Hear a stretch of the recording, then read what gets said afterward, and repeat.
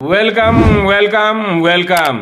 एक बार फिर से आप लोगों का स्वागत है आपके अपने show Dan English words gimmick के एपिसोड 73 में। चलिए आज का नया दिन और आज का सिचुएशन ये रहा। Hello, my dear friend. Having goodly good gumption, having goodly impressive impression. Dan English has come again amidst you, and with your favorite show, Dan English Words Gimmick. Please have a look on today's situation.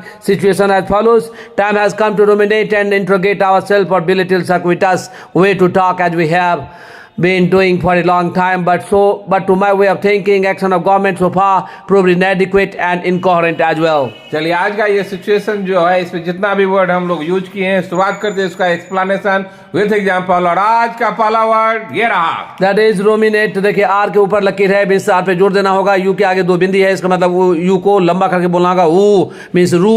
M E जब उल्टा लिखा होता है that is a, और ई आई जब आता है तो ए ई होता है, तो होता है रूमिनेट। ये वर्ब है, इसका मतलब to think careful, to think carefully या थिंक डीपली। मतलब जब बहुत गहराई से यदि किसी चीज के बारे में आप सोचते हैं, बहुत ध्यान मग्न से जब सोचते हैं, उसी को हम बोलते हैं रूमिनेट। एग्जांपल से क्लियर कीजिए। पहला example, Raju ruminates for a long time about improving English. मैंने राजू बहुत थिंक डीपली सोचता है कि मैं अपना अंग्रेजी को कैसे सुधारूं, इसलिए मैं बोला कि Raju ruminates for a long time about improving English. And second example of this word, he is busy nothing but in ruminating about the stratagem. वह बिजी है और खुशी में नहीं, केवल अपने स्ट्रेटजम पे बारे में सोचता है, कौन सा स्ट्रेटजी यहाँ पे लगाया जाए उसके बारे में डीप गहराई से सोचता है। And third example is, after ruminating a lot about positive side and negative side we got a solution. मैंने बहुत सोचने के बाद, पक्ष और विपक्ष को पॉजिटिव नेगेटिव सोचने के बाद हम लोग सॉल्यूशन पे पहुंच पाए, तो उसी को बोलेंगे after ruminating a lot about positive side and negative side we got a solution. And second word of this show that is interrogate. Interrogate means verb है टू आस्क ए क्वेश्चन। किसी को जब आप क्वेश्चन पूछते हैं तो उसी को बोलते हैं इंटरोगेट। यदि आपको कोई पूछता है या आप किसी को पूछते हैं उसको बोलेंगे हम इंटरोगेट। यस, आई एन इन हो गया, टी के ऊपर लिखे है मींस टी पे जो देना होगा। ई मींस ओ ए होता है, और ई जब उल्टा लिखा होता है दैट इज अ, ई आई होता है ए, तो हो गया इंटरोगेट। इंटरोगेट एग्जांपल से क्लियर कीजिए। पहला example, interrogating at this time regarding his personal problem is not good. माने किसी को आप क्वेश्चन पूछ रहे हैं ठीक है, लेकिन उसके पर्सनल यदि हमला कर रहे हैं, उस पर यदि सवाल कर रहे हैं तो वो अच्छी बात नहीं है। And third is second example of this word, a terrorist was interrogated by NIA for a long time. जैसे आप जानते हैं कि टेररिस्ट कहीं पे अटैक हो जाता है, यदि उसके हाथे में आ जाता है तो एनआईए उस पे सवाल क्वेश्चन पूछते हैं उनको, तो यही बोला कि terrorist was interrogated by NIA for a long time. And third example is, anyone can interrogate और आंसर द क्वेश्चन। कोई भी आपको क्वेश्चन पूछ सकता है और कोई भी आंसर दे सकता है, यही मैं बोलना चाहिए इस एग्जांपल में। और आज का थर्ड वर्ड ये रहा, दैट इज बेलिटिल। देखिए बी आई बी और एल के ऊपर लिखे, इसमें एल पे जोड़ देना होगा। आई मींस हर्षी, और ई जब उल्टा लिखा हो दैट इज अ, तो ये हो गया बी लिटिल। बेलिटिल ये वर्ब होता है, इसका अर्थ होता है टू मेक ए पर्सन और थिंग नॉट इंपोर्टेंट और नॉट गिविंग ए वेटेज। माने कोई यदि काम करता है उसको उतना वैल्यू नहीं देना, या आदमी अपना कोई काम कर अपना महत्व नहीं समझना, या कोई किसी को महत्व नहीं देना, या जो अपने को कम आंकता है या किसी दूसरे को कम आंकना, उसी को हम बोलेंगे बेलिटिल। एग्जांपल से क्लियर कीजिए। पहला example,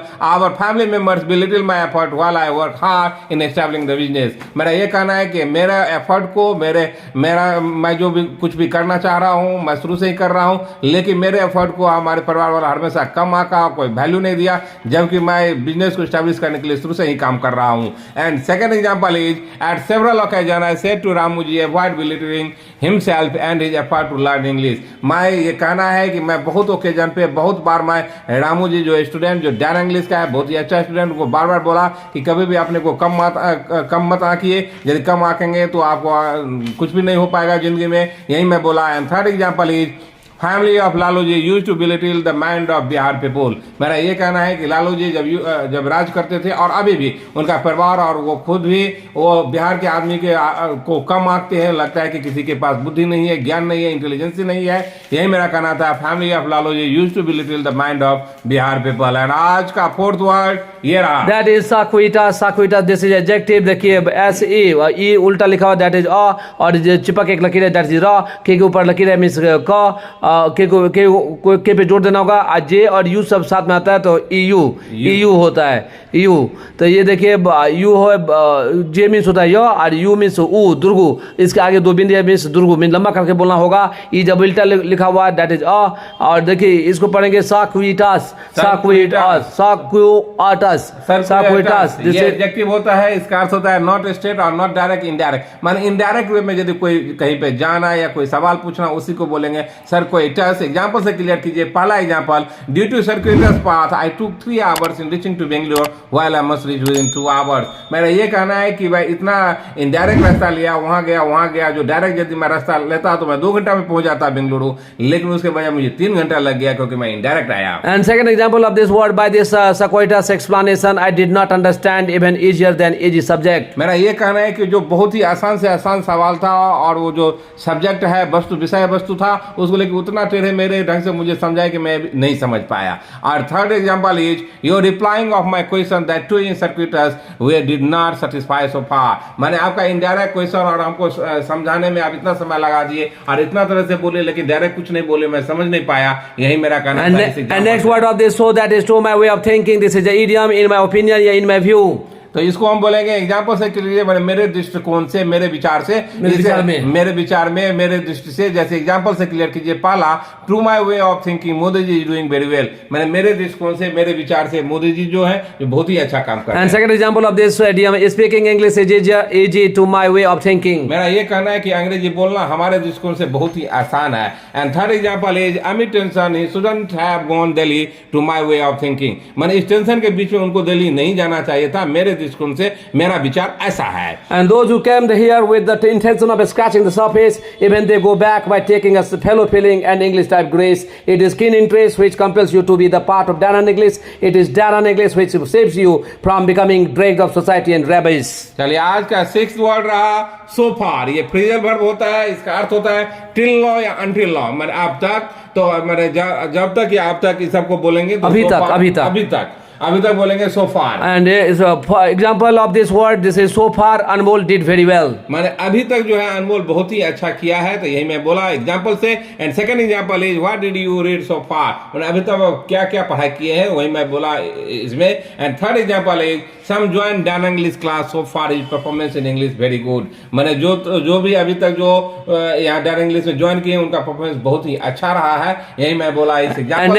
next word of this word, so that is inadequate। देखिए आई मीन्स ए हर्षी और एन के ऊपर लकीर है, इसको मतलब पे जोड़ देना होगा। ए जब साथ में आता है दैट ए, और ई जब उल्टा लिखा था दैट अ, और डब्ल्यू मीन्स वो, ई जब उल्टा अ, तो ये हो गया inadequate। ये एडजेक्टिव होता है, इसका अर्थ होता है नॉट गुड इनफ और too low in quantity, too small in quantity. में किसी क्वालिटी का कम होना, किसी वस्तु का कम होना, अमाउंट में कम होना, उसी को हम बोलेंगे inadequate। एग्जाम्पल से कीजिए। पहला example, 3 hours practice inadequate for getting fluency in English. मेरा ये कहना है कि 3 घंटा प्रैक्टिस बहुत कम होता है अंग्रेजी में फ्लुएंसी लाने के लिए। And second example of this word, this is inadequate attention is given on study। मेरा ये कहना है कि आप स्टडी पे आप कम ध्यान दे रहे हैं, थोड़ा ज्यादा ध्यान दीजिए। इसको मैं बोला inadequate attention is given on study। And third example of this word, this is despite taking a lot of actions to ameliorate the situation, still it is inadequate। मेरा ये कहना है कि हम बहुत ही प्रयास कर रहे हैं अपने सिचुएशन को सुधारने के लिए, स्थिति को सुधारने के लिए,